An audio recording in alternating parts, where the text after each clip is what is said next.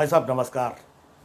आजकल तो लोग मतलब धर्म के नाम पे ऐसा बौराए हुए हैं, ऐसा बौराए हुए हैं, इतने धार्मिक हो गए हैं, इतने धार्मिक हो गए हैं कि पूछिए मत। समझ रहे हैं? आपने सुना होगा, अभी देखा होगा कि मध्य प्रदेश में एक बुजुर्ग थे 65 साल के, उनका धर्म पूछ पूछ करके आधार कार्ड दिखा दिखा दिखा, आधार कार्ड आधार कार्ड दिखा। भाई साहब आधार कार्ड के नाम पे पीट पीट करके मार डाला। इतने कट्टर मतलब धार्मिक लोग हैं। समझ रहे हैं आप? धर्म के प्रति इनकी आस्था देखिए।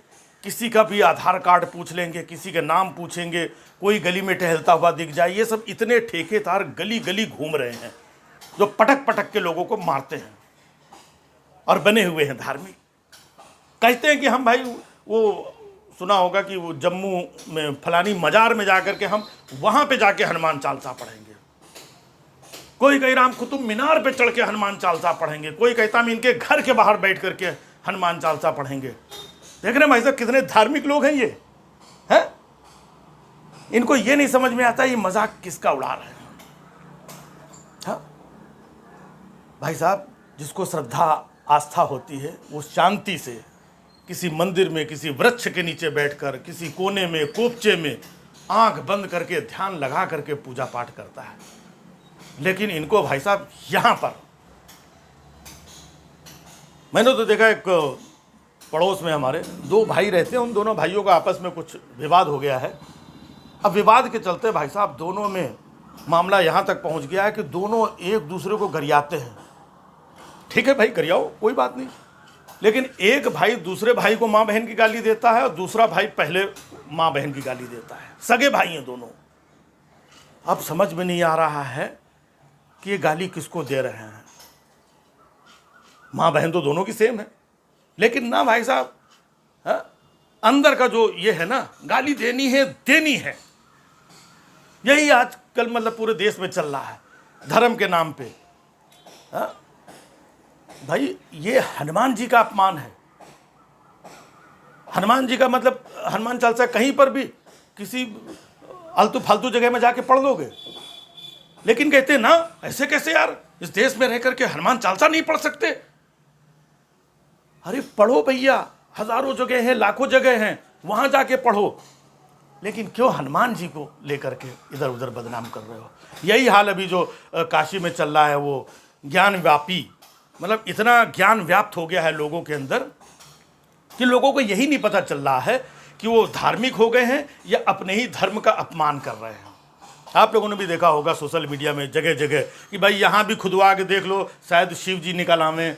कहीं ये फाउंटेन के नीचे खुदवा के देख लो, कहीं कोई फोटो डाल रहा है भाभा एटॉमिक रिसर्च का वो जो गुंबद बना हुआ है, देखो शायद ये भी शिव जी हों। कोई कह रहा है कि यहाँ भी देखो शायद शिव जी हों। मतलब समझ रहे, शिव जी क्या है? उनको गली गली सोशल मीडिया में इस तरीके से कोई नंगा लुच्चा टुच्चा आकर के उनके बारे में टिप्पणी करके जा रहा है। और ये धर्म है, ये आस्था है कि आपके प्रभु को आप शिव जी को लोग जगह जगह मजाक का केंद्र बनाए हुए हैं। अफसोस नहीं होता है ये कौन करवा रहा है? अब आस्था को चोट नहीं पहुंचती है? कोई मंदिर की यहाँ की फ़ोटो डाल रहा है कि देखो यहाँ पे इतने शिवलिंग टूटे पड़े हुए थे जब वहाँ पे इतने मंदिर तोड़े गए। ये मतलब जगह जगह उनकी जो दिल में छुपाने की चीज़ है, जो आस्था का विषय है, उसको ये लोगों ने गली गली सोशल मीडिया में कोई कुछ भी गंदा संदा बोल रहा है। बड़ा दुख होता है। और सेम यही वो एक है, कौन सा वो सुदर्शन, उसने भी एक कोई स्पीड ब्रेकर की फ़ोटो डाल करके बोल रहा है भाई खुदा के देख लो, हो सकता है यहाँ पर मजार हो। कोई कुछ कह रहा है, कोई तो उनको लगता है कि इनके धर्म को हमने 4 बातें ठोक दी, बस हम हो गए धार्मिक। इधर भी नालायक लोग, इधर के, इनको हमने ये कह दिया, हो गया।